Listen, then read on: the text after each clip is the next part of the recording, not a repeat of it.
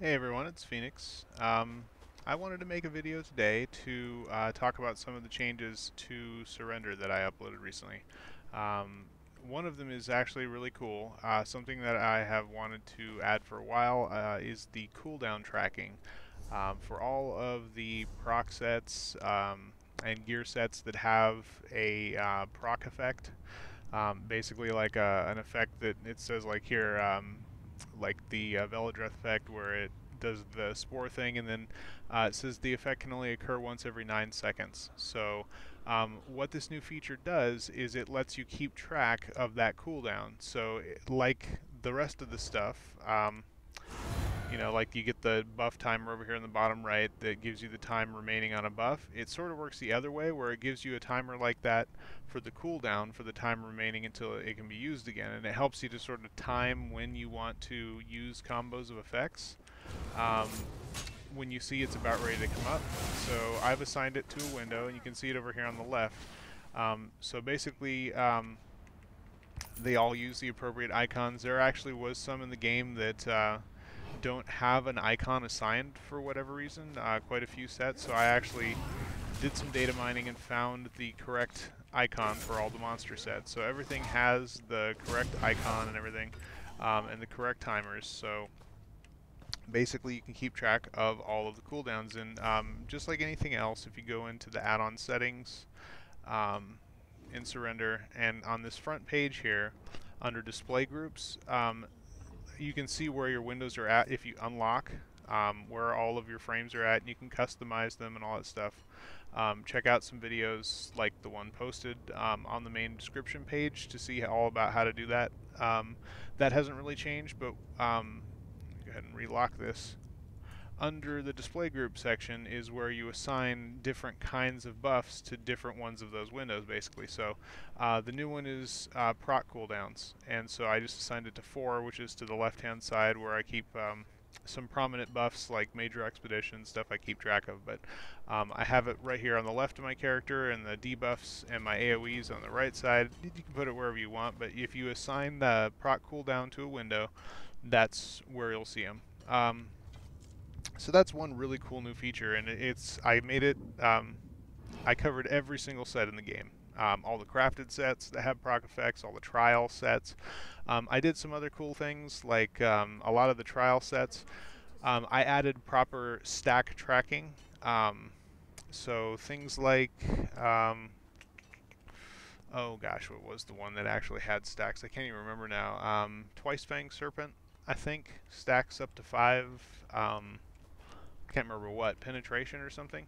Anyway, that supported the Asylum Destruction staff, where the second or third, depending on whether it's a perfected version of the Force Shock, puts all 3 magic debuff effects on it, so you can keep track of how many times you've used it, so you know that like on the next one, so I make sure I'm targeting the thing that I want to pull these proc effects on if there's ads or something like that. So and then a few more, so everything is covered, and like all of the crafted sets, like mechanical acuity cooldown is covered, so all of the cooldowns are covered, all of the stack tracking is covered. I fixed a lot of things, like Nightblade Grim Focus rank 1 for whatever reason worked different than every other morph of that ability in the game, where it didn't send a proper stack build event for whatever reason. So I fixed it so it actually tracks stacks as well, because it was always staying at 0. And then I added some other cool random stuff, like the acid spray, or just arrow spray, and all the morphs, acid spray and bombard, have a snare. You can see here on the tooltip it does damage. This particular morph then also does more damage over 6 seconds, and it also reduces movement speed by 40% for 6 seconds. So it's got 2 different debuffs it puts on, and the other morphs only have the 1 debuff, just the movement speed. The thing that really sucked with this is it just used a generic, basically whatever morph you had of this. So like, it just used the name of the ability and the icon for the ability for every debuff that it used.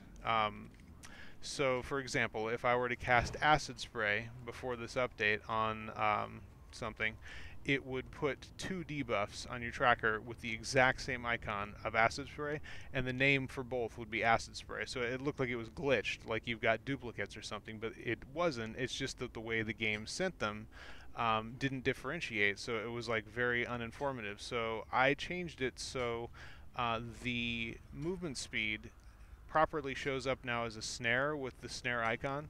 So like if you look right here on the right side of my character, when I cast this on this guy, you see the so you see acid spray, that's the damage over time, and then you see that blue snare, that is the 40%. Before it was just both the acid spray. I'll hit it on these guys so you can see it better. So there you can see the snare 40% icon. If I can manage not to kill him with my Veladress set long enough to actually see it. So that's pretty cool. And let's see, a few other things I can't even remember. I changed a bunch of stuff. Just some random bug fixes. I improved the performance, specifically of special things that are tracked through the combat event system. That's more like, you know, programmer jargon. It's not super important, but I set up a cascading check on that, so if it finds a match of an event that it's supposed to pay attention to, it doesn't check all of the other databases, it just assumes that that's the one you want and processes it. So it speeds up because the combat event receives like every single event. Like if someone around you is in combat, like every single thing that they do to that and every single thing the monster does back to them, if you're within, like, I don't know what it is, 28 or 40 meters or something of them, like if they're over here fighting, you're getting combat events. If you actually turn on Surrender's debug settings and say show all combat events, you will see people's combat events from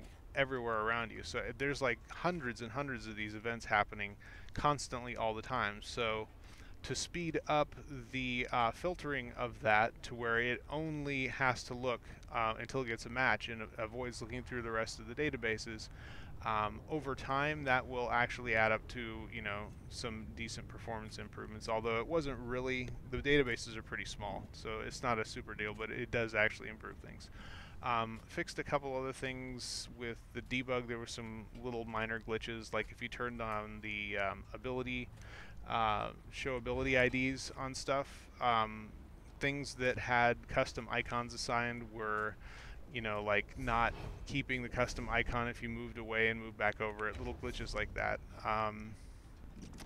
And then there was a thing where when you turned on verbose debug, the target name was always nil because it wasn't using the variable syntax was wrong, so now it will actually show what the source caster and the target were. Little things like that, just lots of little improvements. But the main thing is the proc cooldowns. Really, really happy with the way that turned out. So I hope it helps to... so now you see that that's on cooldown. What I can do is I can just hold off a second here, and now right as it comes off cooldown I can start, and so I know that I'm going to get that proc, you know, right as I start combat. That's what makes it really cool, is you can sort of time your attacks.